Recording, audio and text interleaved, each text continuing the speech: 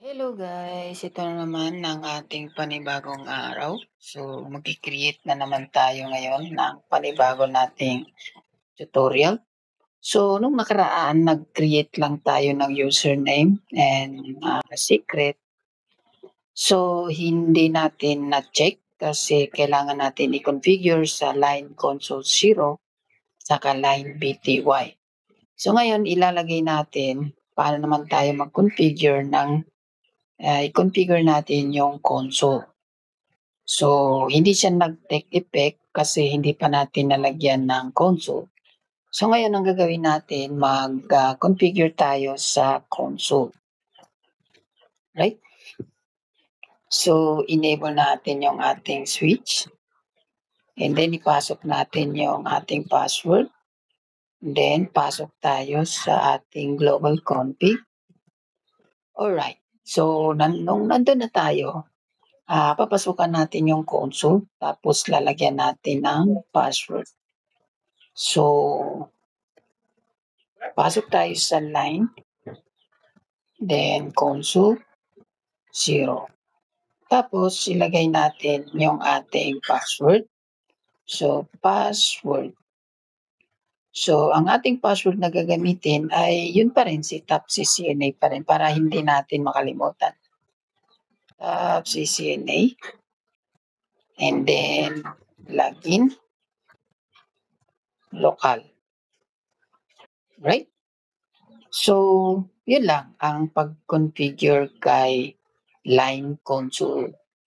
So, titingnan natin yan kung ano ang magiging take effect niyan, kung magte-take effect na si username.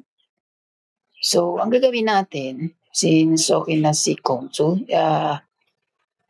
gawin natin mag-exit tayo. Exit. Exit. Then, exit. Right? So, ang gagawin ko, i-press natin yung enter. So, kung magte-take effect na si username. So, yun. Nag-take effect na yung ginawa natin nung nakaraan na username.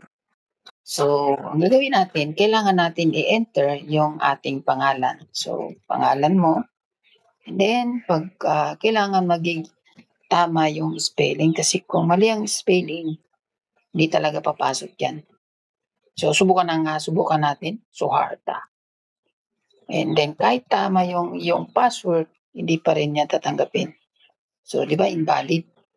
So, palitan natin ng O, enter, then tap CCNA. So, yun. Enter. Pagka nag-enable ka, mag-aanap ulit siya ng ng password. So, subukan natin. O yun, naghanap ulit ng password. So, kailangan ulit natin ipasok yung ating password. So, tap CCNA. Enter. And then show run. Right? So, yun. Madali lang, di ba? Basic lang. Diba? So, ito na yung ating console. So, nalagyan natin ng password. So, si BTY, hindi pa natin nalagyan. Ginagamit kasi si BTY sa remote control. So, i-ano rin natin yan. Alright? So, and exit. And then, pagka nag-press enter, username, enter, and siyempre, hahanap siya ng password. And then, pag nag-enable ka, hahanap ulit siya ng password. Di ba? Dalawang password ang i-enter mo bago ka makapasok sa switch. So, kailangan magiging ka. And then, ang pinakamalaga sa lahat, pagka nandito ka na, is copy, running, config, then startup, config. Enter. So, para makasigurado ka talaga, WR. For short, right. Pero pag dinagdagan mo ng erase, mabubura na yun. Right? So, yun lang. Ngayon, pagka namatay yung ating switch, ah, walang problema kasi nai-save mo na siya sa kanyang memory. Right? So, yun lang.